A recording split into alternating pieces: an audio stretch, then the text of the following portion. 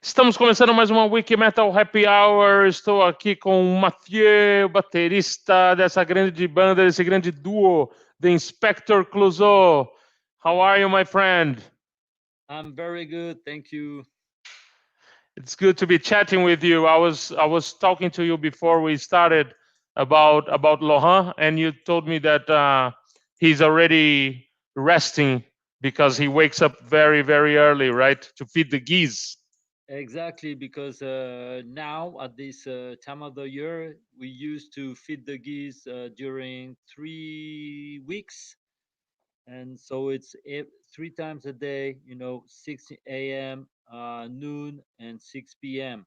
So it's a long process. It takes time. So sorry about that. It's okay, it's okay. Eu perguntei para ele sobre o Lohan e ele falou que o Lohan tá cansado porque ele acordou muito cedo para alimentar os gansos e ele a rotina deles, né? Eu tô falando com o Inspector Cluzo. O Mathieu é o baterista, o Lohan é o vocalista e guitarrista, esse duo francês. E eles estão preparando um lançamento muito legal para a semana que vem. So we're just about to have your new album release, the first live album by the Inspector Cluzo, which will be released on the 16th of October, next Friday. The organic farmer season, right? Exactly, that's totally correct. That's an album that we recorded on our last unplugged tour that we could just do before the COVID break. So it was last February, and as it was very the good vibe within the musicians on stage with the audience. So we decided to record the four last shows and to film also. And at the end, we just like listen to the rushes and see what was going on, and we say, wow, that's very cool. Maybe we should put that all together and release as a live. And that's what we did. We called Vance Powell, see, in Nashville, if it was okay to mix the live. He just say, guys, anything for you. So we said, wow, thank you, Vance. Okay, let's do that. And so and now we put that, it's a triple vinyl, and we're gonna indeed release that next Friday, October the 16th. Fantastic. Eu estava perguntando para ele sobre o próximo lançamento da banda. Eles vão lançar o primeiro disco ao vivo do The Inspector Cluzo. Vai sair no dia 16 de outubro, sexta-feira que vem. Ele se chama The Organic Farmer Season. E ele foi inteiramente gravado em fevereiro, numa série de shows que eles fizeram. E eles sabiam que ia ter uma reação muito legal da plateia. Eles tiveram essa ideia de gravar as quatro últimas datas. E aí, quando assistiram, ficaram super felizes com o resultado e acabaram decidindo lançar. But did you decide to release this as an album on the pandemic period, or did you already have that planned? Well, we had that plan before because we were on tour, and we decided, we said, okay, let's record the last four shows. And then just right after, the guy who tracked the gigs sent that over to us. We were in England actually, because right after the acoustic tour, we went for some shows in England. Only two of us, like rock and roll versions of the Inspector Cluzo. And I can remember waiting for our London gig. We were in a kind of a flat, and we recorded to the rushes, the sound rushes, and we say, "Wow, that's awesome! If Vance mixes that, it's gonna be very good." So we said, "Okay, we'll release that." We didn't know exactly when we could, and we didn't know about the COVID and so on. And when we came back home, then so we, because of the the breakdown, so we had all the time to think about when release this. And so we also had the idea of releasing one thing per season. That's why we decided of the series, the organic season farmers. And because because then we had the Hey Hey My, the Neil Young cover, ready for summer, as a summer release. And then we had, okay, let's do. First of all, we thought about releasing another single, a former song like 2 days or Fuck the Best Player, but re-recorded. It was last November, and we say, okay, let's release that maybe. And we said no, let's consider the live album as the organic season farmer and being the fall 2020. So that's it. See what I É, mean? yeah, eu perguntei para ele sobre se eles já tinham planejado de lançar isso ou se alguma coisa mudou com os planos, mudou os planos deles em relação a por causa da pandemia e tudo. Eles falaram que não. Ele falou que não. Ele falou que já tinham planejado, já estavam planejando. Que ele contou da história de um show em Londres que eles fizeram e gostaram muito do resultado. Eles falaram, pô, por que a gente não grava isso e acaba lançando um álbum disso, um álbum ao vivo? And I have to say that of maybe of all the bands in the world, maybe the Inspector Cluzo is the only one that can continue working because you have another job, right? Well, I hope not. I hope all the bands has have another job also aside. Maybe not farming, but something else. But indeed, for us, we took that opportunity to work harder at the farm and to do what we couldn't do because we were touring or something like that. So we had a very good time to take care of our baby geese. We did some other fancies around some fields. We could harvest uh, peacefully. The wheat last July. Also, we could plant the corn, make sure the fields are correctly done the way we want exactly. So yeah, we took all that, and also to do every Saturday the farmer market in our hometown, Montmarsan. So we did all that. Obviously, also we practiced. We recorded new material for the next album. That we don't know if we will be able to do something with that, but we're still going. We are musicians, so we play. We just create and write some songs, and so we hope that maybe 2021 will be rough still, but maybe 2022 will be back to normal. Yeah, eu Fingers perguntei crossed. para ele, falei para eles que, falei pro Matthew que eles são provavelmente uma das únicas bandas que do mundo que continuaram trabalhando, né? Porque eles têm um trabalho, eles dividem o tempo deles entre shows ao vivo e a fazenda, né? Eles são fazendeiros, eles plantam uma série de culturas e também criam gansos. E ele falou que realmente ele gostaria que todas as outras bandas também pudessem trabalhar. Eles sentem muita falta dos shows, mas eles dedicaram esse tempo a realmente cuidar da fazenda as culturas que eles cultivam, né? E aí ele falou que aproveitaram também para ensaiar, para compor, para gravar material novo. Não sabem ainda quando que isso vai ser possível de ser lançado, quando eles vão poder fazer shows novamente, mas que eles esperam que se não der em 2021, com certeza em 2022. And tell me, I'm really curious about your story, Matthew.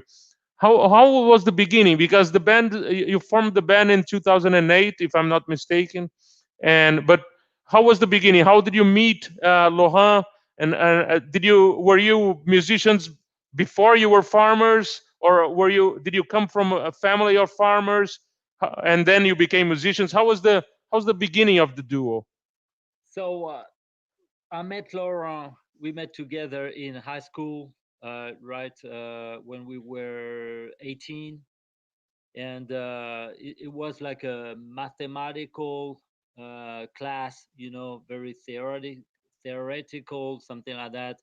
It wasn't, we were not very 100% into that. As he was guitar player, I was drummer, and also in the class there was a bass player, a keyboard player. So we just like put up a band together. So we started playing music together, and with Laurent, we were musicians since we are eight. So so we right after this year we formed a band for 10 years, and at the end of this band, when the lead singer stopped, we say, okay, let's keep going because we are musicians. So we said, okay, let's do. We were only two remaining in the band, pretty much, because the bass player didn't want to come with us. We said, okay, fuck you. And that's why the song "Fuck the Bass Player." So we started in 2008. Our former band just stopped, and we kept on going and saying we didn't know what to do exactly, but we say we want to go on and still play music. And that was a kind of a challenge for us because we were into like groove music, rock music. So we had to find the way to play that only a guitar and drums, so we had to adapt our playing to that. And we had the chance to to get hooked by a Japan label who just heard our first EP of 4 tracks, and he said, "I want to sign the full album." We said, "Why not? Okay, that happens just once in your life." We say, "Okay, let's do that." He did that. Then we had the chance to play in the Fuji Rock Festival, which is one of the biggest in Japan, and that opened some doors elsewhere, including France. And then so the two musketeers, the French bastards, as people were calling us, we kept on, we put out like now 7 albums within 11 years. We played in 65 countries, um, thousand and something gigs, you know, and so we're still here, even if it's the COVID. So in 2012, we bought this farm, even if we had, I mean, the seed in our mind, because I grew up in a farm with my father. It wasn't my father's farm, but my father's friends run a farm, so I knew about that. And Laurent, from his side, also grew up in a farm. He saw geese being fed and all that environment. So at the end we say, okay, we have to do that because we saw traveling the world that the globalization, the industrial globalization was fucking up the world, and especially in the food situation. So we said, if we want to eat something good, we have to do it. So that's why we did that. That's really interesting. Eu perguntei para ele, pedi para ele contar um pouco da história da banda, para saber se eles começaram como fazendeiros e viraram músicos, se eles eram músicos e viraram fazendeiros, e foi mais ou menos como essa última na opção 2, né? Eles eram músicos, né? Tinha uma banda na escola, tinha uma banda até convencional, com um tecladista, com um baixista, um outro vocalista, e eles durante bastante tempo tiveram essa banda, conheceu o Matthew, conheceu o Lohan com 18 anos, e aí eles faziam um curso juntos de matemática, parece alguma coisa do tipo, e aí fizeram essa banda, daí os caras foram saindo, aí eles se mudaram e depois, e aí eles lançaram um EP e chamou a atenção de uma gravadora no Japão que decidiu lançar o primeiro álbum deles, e aí convidou eles para tocar no festival Fuji Rocks, que é o maior festival do Japão, e aí eles, quando perceberam, viajando pelo mundo, que a situação dessa globalização, da industrialização da comida, né, dos alimentos, está uma situação muito difícil, é, cheio de agrotóxicos, cheio de poluentes e tudo, e eles decidiram voltar para a França. Como eles são filhos de fazendeiros, não de donos de fazenda, mas pessoas que trabalhavam no campo, eles já tinham essa experiência já sabiam como fazer, como trabalhar no campo, e aí decidiram comprar uma terra onde eles moram hoje, e aí tem essa fazenda até hoje. And what exactly do you farm in your where you at? So it's a kind of global thinking. So we grow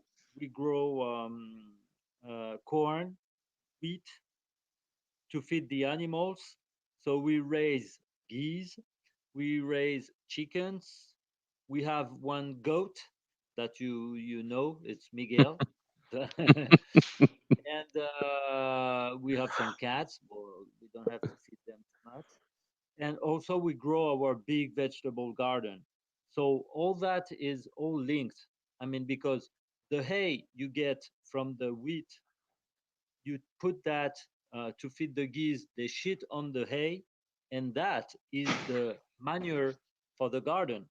And in the garden we grow potatoes, onions, garlic, leeks, cabbage, tomatoes, peppers, a lot of things that we can grow here. No tropical fruits, obviously, but all vegetables that we can grow in France, pretty much we have that here. And the goal is to be self-sufficient.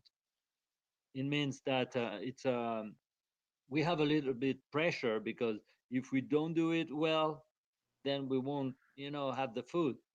Well, even though we can, obviously, if we miss, we don't press our olive oil. For example, we have to buy the oil to buy the wine, even though we could do the wine, but we're not That's farmers. that's important. Yes. But yeah, we try to improve, every year. And but we're we're pretty happy about that, because it works. It's a lot of work, but it works. So the role of of Miguel, the goat, is only to shit on the. Not only, no, he's like a moaner. I mean, if you have blackberry bushes that you want to get rid of, you send Miguel, and And he eats gone. everything. Yeah, exactly. So you have to be careful about where you put Miguel, because if you put it in the garden, he eats also the cabbage, the tomatoes, the everything. Yeah, he's on the cover of one of your albums as well, right? Exactly, exactly. Yeah, he's the most famous goat in the world. Eu tava falando. Maybe.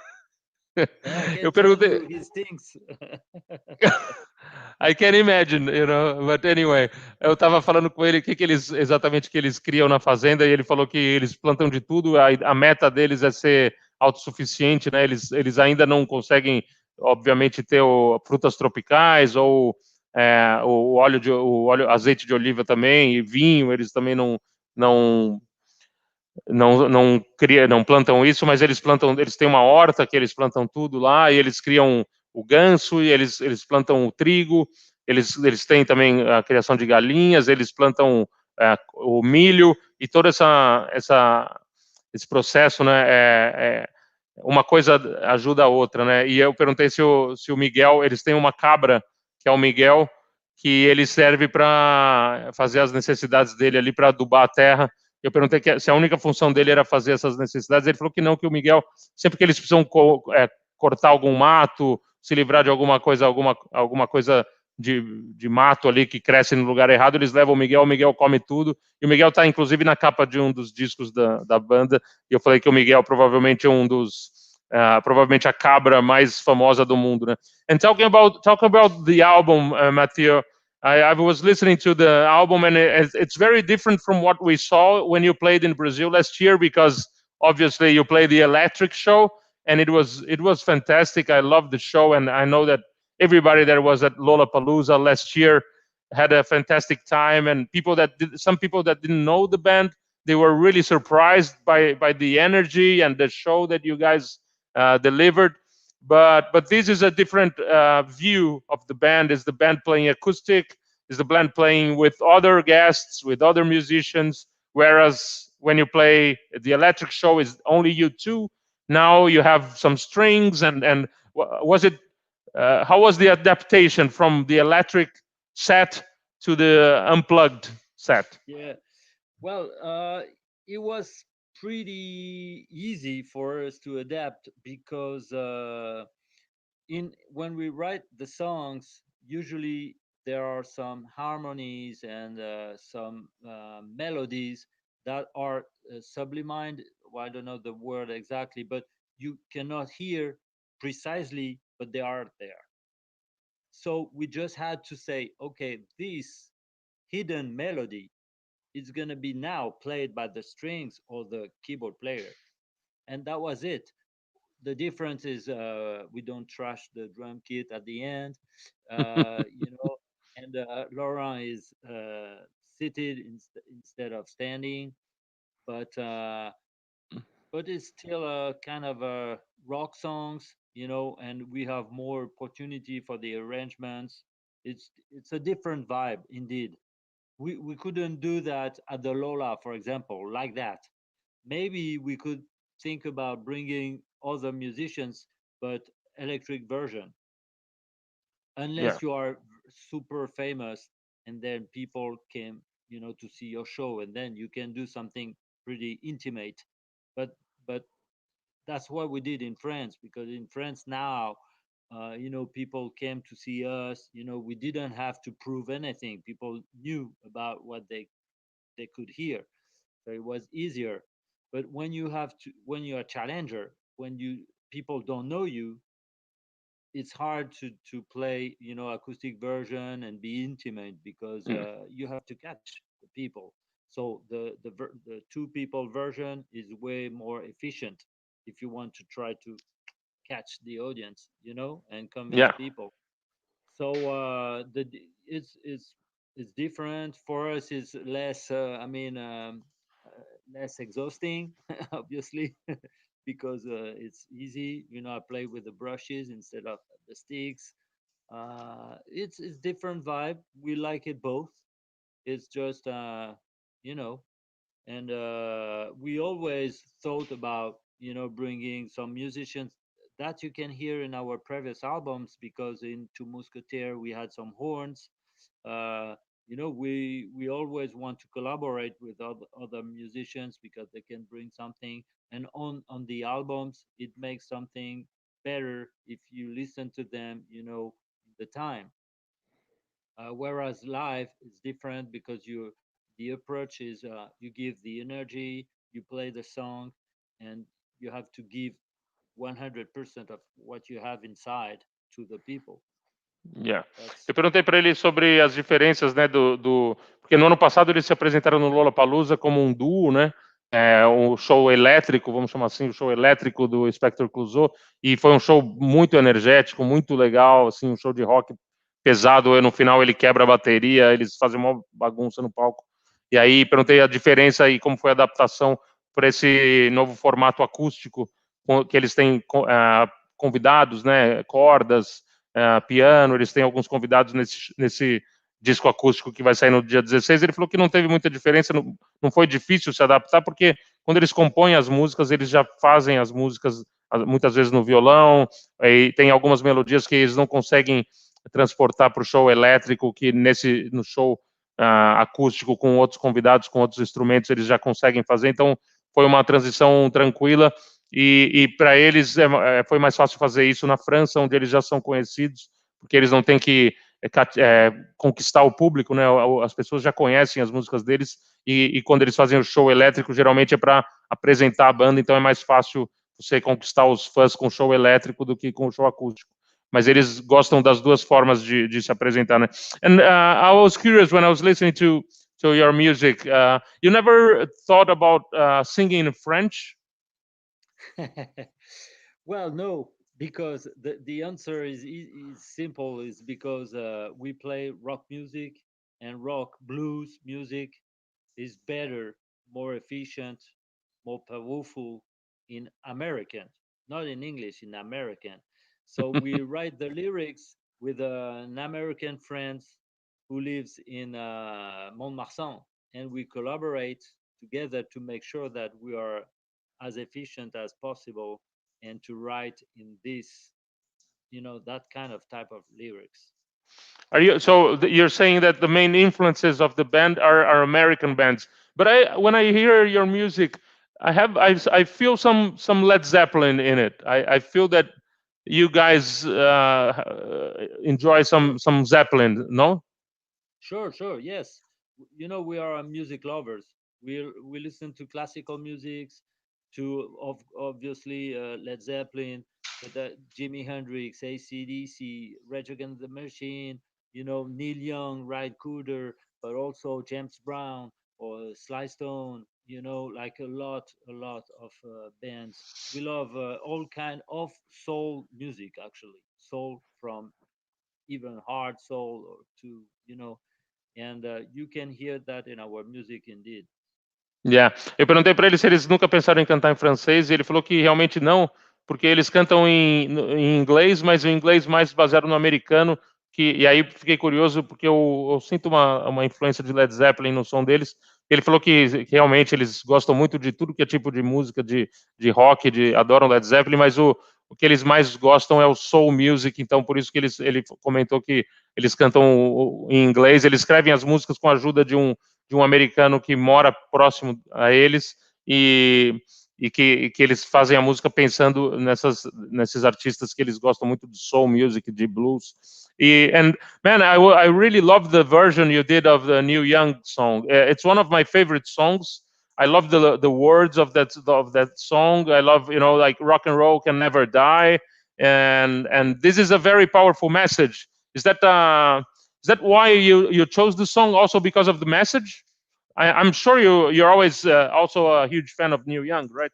Oh, we are a huge fan of Neil Young. We wish we could, open for him one day, and yeah, it's because of the message indeed, and we chose the first one because the story behind that is Vance Powell said, okay, you guys, you should maybe do a cover of a famous American songwriter. Maybe, it could be an interesting for you. And it was, at the end of a big 32 gigs within 34 days US tour, and he say, stop by the studio and we'll record something. So think about a cover of American songwriter. So we were okay, we love Neil Young, why not doing like rocking the free world.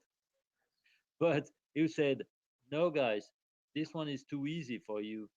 Why not hey hey my hey hey? They would say, oh, interesting, yeah, we love the message, the lyrics. Okay, let's try to do that. So we practice a little bit and stuff like that, and then we came, stop by the studio, and that's good because it's very quiet, calm, and then brah, you know, big sound, and then calm again. That is rock and roll, and thanks to Vance for the big sound he made, and that's yeah.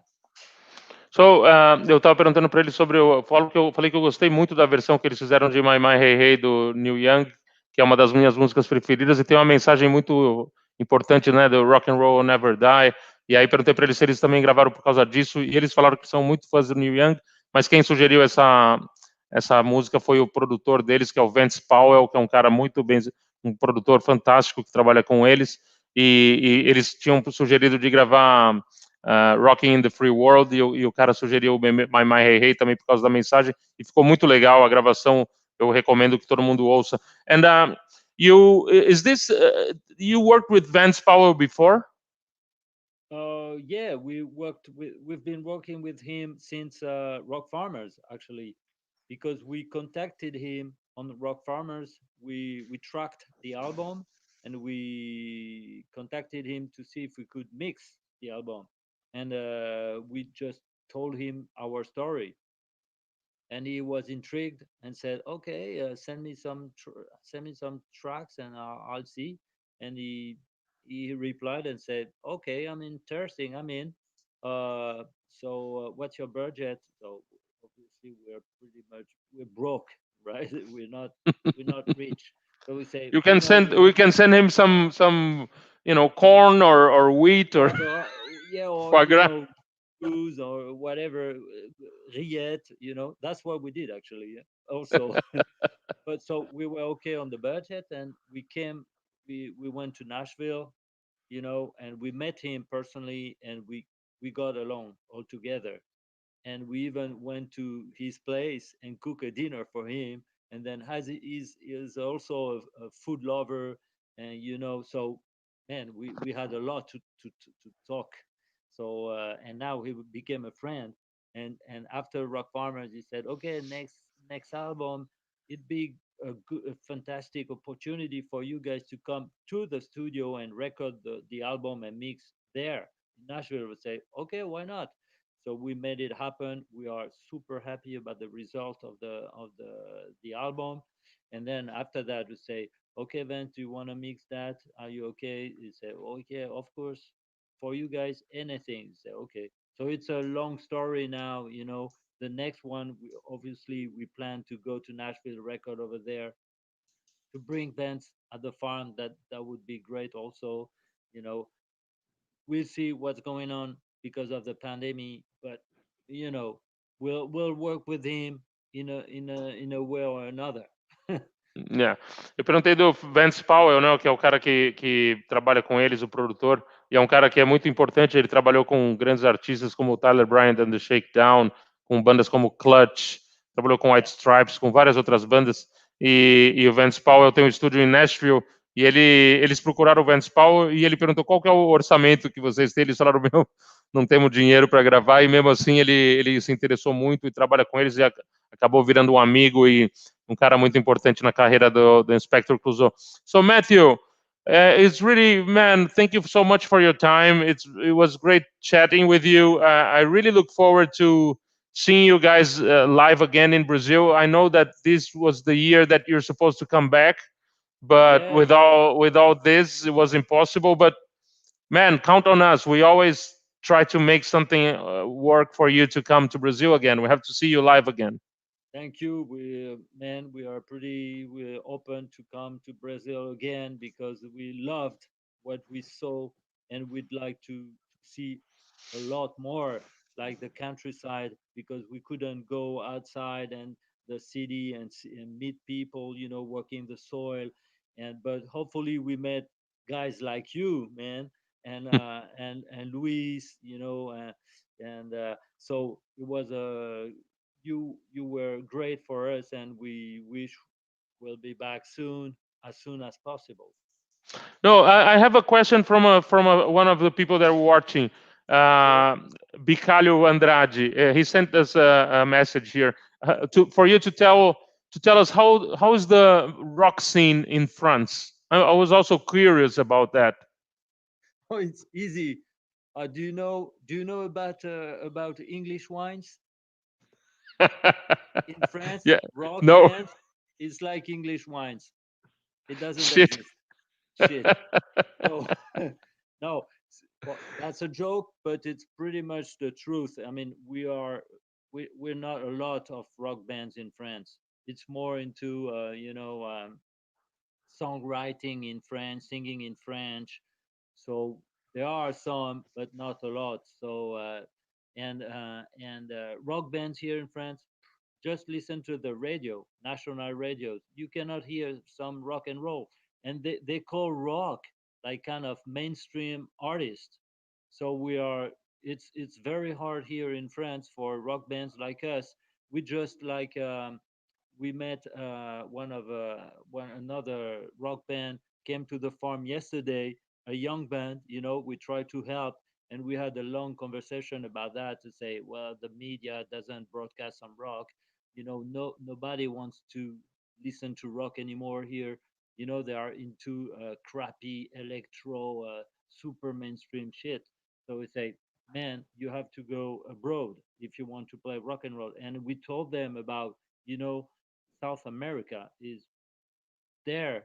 There is a big audience for rock and roll, as well as the United States. Also, for example, England also is good for rock and roll, but France, no, it's not a rock country. So In now, Scandinavia is also pretty popular, like Sweden and Finland. yeah, they're more into metal, actually, Metal, yeah. not necessarily rock, and they are like kind of follower countries. I mean, if you work well, like in the UK, then you'll be able to reach and play in Scandinavia. Other than that, if you come from France directly to Scandinavia, it doesn't work. You know, Okay. it, the music business here in Europe for rock is very hard. So it takes time. So Yeah, that's the I reason. know you have a lot of fans in Japan, right? Because of the label. Yeah, now we have, and thankfully they are very fidel. So when we came to Fuji Rocks for the second time, we played like a 10 a.m. show. So where we didn't expect anything because well, it was 6 years ago at Fuji Rock. But man, the venue was packed, 8,000 people jumping and singing the lyrics. So we say, man, they didn't forget us. That's awesome. And we did like 10, 12 tours in Japan. And we are working on maybe coming back to Future Rock in 2022 or 23, something like that. But still, in contact with our promoter, who is a friend of ours now, because he came to the farm. Like, Okay. yeah, yeah. And you are invited to come to the farm. When you can travel, and if you want to stop by, you're more than welcome, Ando. Excellent. I'm seeing a message from Luis Garcia. Ah, He's saying hello and sending you regards to you and to Lohan. So maybe yeah, I'll organize a trip when it's possible to travel. I'll go with Luis Garcia to the farm, and man, yeah, we'll bring some Brazilian cachaça for you to try, and we can chat longer. yeah, But sure. before I let you go, you have to change the name of your fucking label, man. You should change it to "Fuck the Keyboard Player." Yeah, fucking. Fuck the keyboard player with all those. Quack, quack, Yeah, quack. yeah, sure, sure. Bass players are cool. Bass players are really good. They're the Oh, best. yeah, they're cool. It's a joke. We love bass players. I know. But I will play bass with you if you need a bass player, and you change your mind. all right, okay, we bet, we bet. Okay, Let's challenge that. say hello to Lohan, and I hope to see you soon, my friend. I will. Thank you very much, and we'll talk soon and keep in touch. Esse foi o Mathieu, baterista do The Inspector Cluzo na Wikimetal Happy Hour. See you next week, my friends. Muito obrigado. Merci. Ciao.